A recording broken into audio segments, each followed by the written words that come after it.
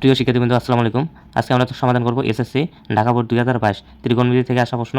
এখানে উদ্দীপকে দেওয়া আছে এ ইকুয়াল কস থিটা এবং বি ইকুয়াল কট থিটা। এখানে এই উদ্দীপক থেকে আমরা খ এবং গ নং প্রশ্ন সমাধান করব। এখন আমরা ক নং প্রশ্ন সমাধান করব। ক নম্বর এখানে দেওয়া আছে sine 90 degree minus theta equal √3/2 হলে বি এর মান নির্ণয় করো। প্রশ্নটি সমাধান করব। তো প্রশ্নটি সমাধান করার আগে আমাদের ভিডিওটি যদি ভালো লাগে তাহলে অবশ্যই একটি লাইক দিয়ে দেবেন এবং আমাদের ভিডিওটি কেমন হয়েছে অবশ্যই কমেন্ট করে জানাবেন এবং পরবর্তী আবার নতুন ভিডিও পেতে আমাদের চ্যানেলটি অবশ্যই সাবস্ক্রাইব করে রাখবেন। তো আমরা এখন ক নম্বর প্রশ্নটি সমাধান করব। ক নম্বরে এখানে দেওয়া আছে sine 90 degree minus theta equal √3/2। এখানে আমরা থিটার মান বার করব। সাইন এখানে 90 ডিগ্রি মাইনাস থিটা, এখানে দেবো সাইন, এদিক সাইন আছে, আমরা এদিকেও সাইন লিখবো। সাইন কত ডিগ্রি মান √3/2, এখানে সাইন আছে 60 ডিগ্রি মান √3/2, এখানে সাইন সাইন কাটা, বা এখানে আছে 90 ডিগ্রি মাইনাস থিটা ইকুয়াল এখানে আছে 60 ডিগ্রি, বা এখানে আমরা লিখবো মাইনাস থিটা ইকুয়াল এদিকে আছে 60 ডিগ্রি, এখানে 90 ডিগ্রি এদিক প্লাস আছে, এদিকে আমরা মাইনাস করে দেবো, বা এখানে মাইনাস থিটা যা আছে তাই এখানে মাইনাস 90 থেকে যদি আমরা প্লাস 60 বিয়োগ করি তাহলে এখানে থাকে মাইনাস 30 ডিগ্রি, এখানে মাইনাস মাইনাস কাটা, অতএব থিটা ইকুয়াল 30 ডিগ্রি, অর্থাৎ আমাদের থিটার মান হচ্ছে 30 ডিগ্রি। তো আমাদের ক নম্বরে বলছে sine 90 degree minus theta equal √3/2 হলে বি এর মান নির্ণয় করো। তো এখানে বি ইকুয়াল আছে কট থিটা, তো আমরা এখন বি এর মান নির্ণয় করব। অতএব বি ইকুয়াল কট থিটা সমান সমান এখানে কট এখানে থিটার মান বাড়িছে এখানে 30 ডিগ্রি, তাহলে আমরা জানি কট 30 ডিগ্রি, তাহলে আমরা জানি কট 30 ডিগ্রি মানে হচ্ছে √3। এটা হচ্ছে আমাদের ক নম্বরে অ্যান্সার। এখন আমরা খ নম্বর প্রশ্নটি সমাধান করব। খ নম্বর এখানে বলছে বির পাওয়ার 4 মাইনাস বি স্কোয়ার ইকুয়াল 1 হলে দেখাও যে এর পাওয়ার 4 প্লাস এ স্কোয়ার ইকুয়াল 1। তো আমরা এখন উদ্দীপক এখানে বি এবং এর মান দেওয়া আছে, বি ইকুয়াল আছে কট থিটা এবং এ ইকুয়াল আছে কস থিটা। তো আমরা এটা এখন সমাধান করব। প্রথমে আমরা লিখব দেওয়া আছে, তাহলে এখানে দেওয়া আছে ইকুয়াল কস থিটা এবং বি ইকুয়াল কট থিটা। অতএব আমরা লিখব বির পাওয়ার 4 মাইনাস, এখানে বির পাওয়ার 4 মাইনাস বি স্কোয়ার ইকুয়াল এখানে হচ্ছে 1।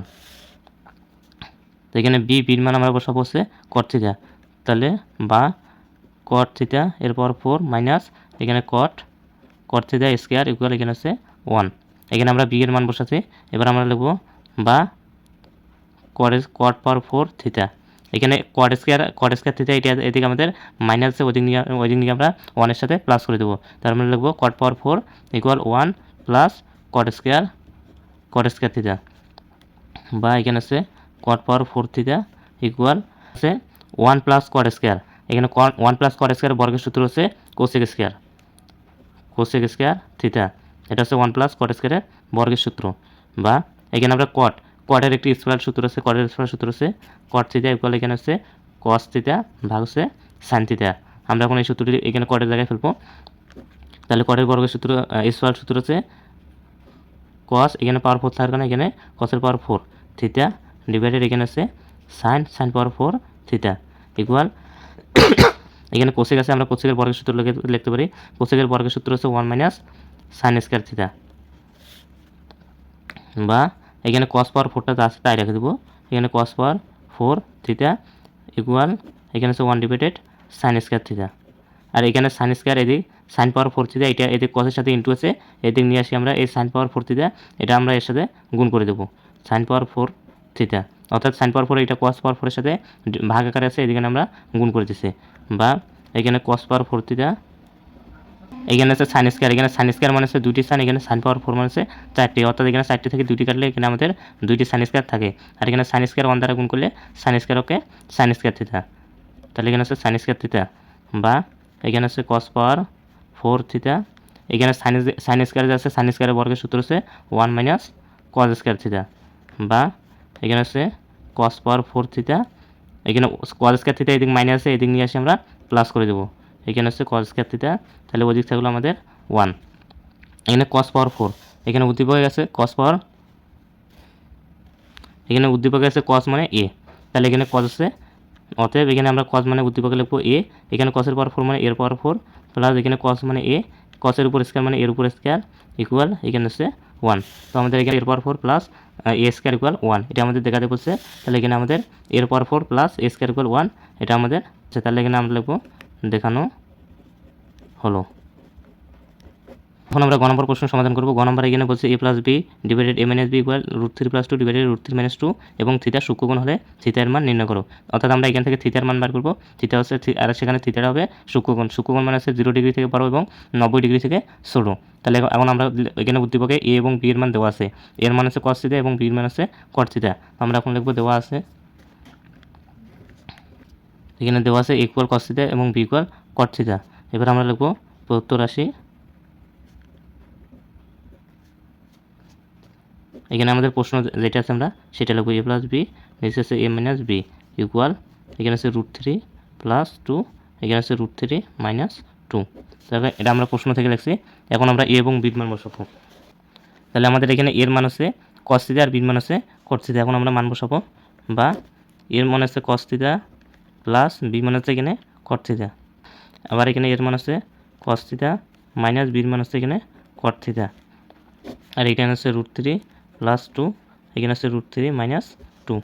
এখানে আমরা উভয় পক্ষকে যোজন বিয়োজন করব। তাহলে আমরা লিখতে পারি উভয় পক্ষকে, এখানে উভয় পক্ষকে যোজন বিয়োজন করি। তাহলে এখানে উভয় পক্ষকে যোজন বিয়োজন করি।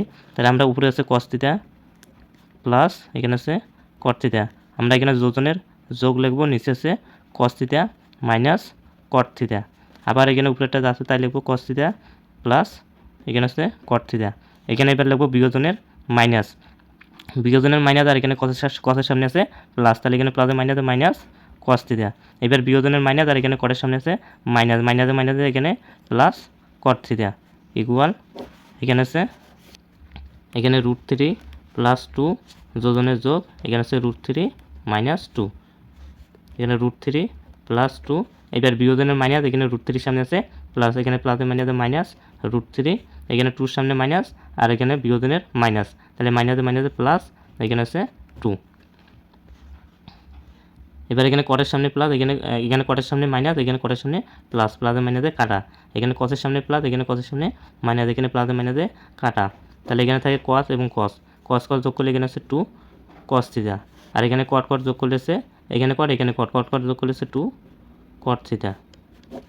এখানে 2 সামনে মাইনাস, 2 সামনে প্লাস, প্লাসে মাইনাসে মাইনাস, √3 সামনে প্লাস, √3 সামনে মাইনাস, প্লাসে মাইনাসে মাইনাস। এখানে √3 যোগ করলে আছে এখানে 2√3, আর এখানে 2 যোগ করলে এখানে আছে 4। আমরা এখানে কাটাকাটি করবো, এখানে এই 2 কাটা, এই 2 অক্ষে 2, 2 দুগুণা 4, বা এখানে আছে উপরে আসছে যে cos থিটা আর নিচে আছে cot থিটা ইকুয়াল, এখানে উপরে আছে √3 আর নিচে আছে 2। এখানে আমাদের উপরে cos থিটাটা রাখে দেবো, আর এখানে cot থিটার স্কয়ার সূত্র হচ্ছে cos theta divided sin theta equal, এদিকে আমাদের আছে √3 ডিভাইডেড 2। এবার আমাদের উপরে যে cos থিটা আছে, এই cos থিটাটা লিখবো, এই ভাগটা আছে ভাগটাকে আমরা গুণ করে দেবো, ভাগটাকে আমরা গুণ করে দিয়ে, এখানে ভাগটাকে যদি আমরা গুণ করি তাহলে নিচে যে সংখ্যাগুলো থাকে সেই সংখ্যাগুলো উল্টে যায়, অর্থাৎ নিচেরটা উপরে আসে, উপরেরটা নিচে যায়। এখানে sin থিটা নিচে আছে সেটা উপরে যাবে sin থিটা, আর এখানে cos থিটা উপরে আছে সেটা নিচে আসবে ইকুয়াল, এখানে আছে √3 ডিভাইডেড 2। এখানকার cos থিটা, এখানে cos থিটা কাটা, বা এখানে আছে তাহলে উপরে থাকলো এখানে sin থিটা ইকুয়াল √3 ডিভাইডেড 2। এখানে আছে sin থিটা, এখানে sin থিটা আছে, আমরা এদিকেও sin থিটা লিখবো। sin থিটা এদিকে sin থিটা, এদিকে sin থাকার কারণে আমরা এদিকেও sin লিখছি। এবার sin কত ডিগ্রি মানে √3 ডিভাইডেড 2, এখানে আছে sin 60 ডিগ্রি মানে হচ্ছে √3 ডিভাইডেড 2। এখানে sin, এখানে sin কাটা, অতএব থিটা ইকুয়াল 60 ডিগ্রি। তাহলে আমাদের এখানে থিটার মান পাইছে 60 ডিগ্রি। এটা হচ্ছে আমাদের গ নম্বরের অ্যান্সার।